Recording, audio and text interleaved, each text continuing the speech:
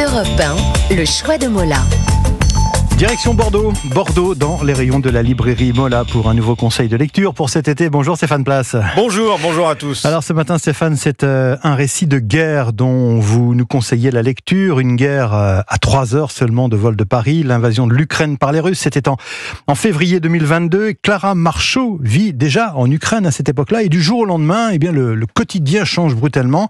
C'est ce que raconte ce livre, Un si long mois de février. Oui, soyons clairs, ce n'est pas un ouvrage de géopolitique, mais un récit à hauteur d'homme, un reportage exceptionnel que nous livre cette journaliste.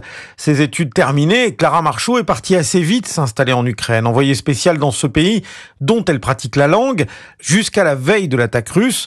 Avant ce sinistre 24 février et les premiers bombardements, Clara Marchot, comme beaucoup, n'imagine pas une invasion. Les 200 000 soldats à la frontière, c'est de l'intimidation.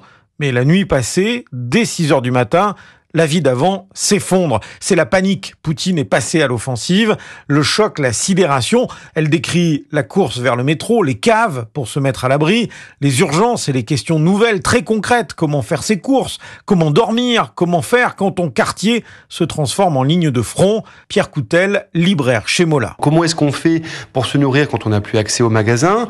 Mais aussi les rapports amoureux, se dire effectivement, est-ce qu'il faut choisir de continuer à vivre ou de s'engager pour la guerre? Et tout ça qu'on a peut-être lu dans d'autres récits de guerre, de la guerre de 14, de la guerre 39-45, et qu'on a un peu oublié, et qui se tient effectivement à quelques milliers de kilomètres de chez nous, aujourd'hui en Europe. La force de ce livre, c'est de faire comprendre, au-delà de la question géopolitique, ce qu'est véritablement la guerre, à quoi ça ressemble la guerre aujourd'hui, à quoi ressemble la guerre de gens qui, il y a encore 2 ans, vivaient strictement comme nous vivons aujourd'hui. Le chaos et l'existence qui se poursuit, c'est ce que relate très bien Clara Marchot. Vous pouvez être à 1000 km de la ligne de front et vivre quand même la guerre. Quand je vois des soldats sur la ligne de front, ils sont tout le temps en train d'appeler leurs femmes, leurs enfants en Skype.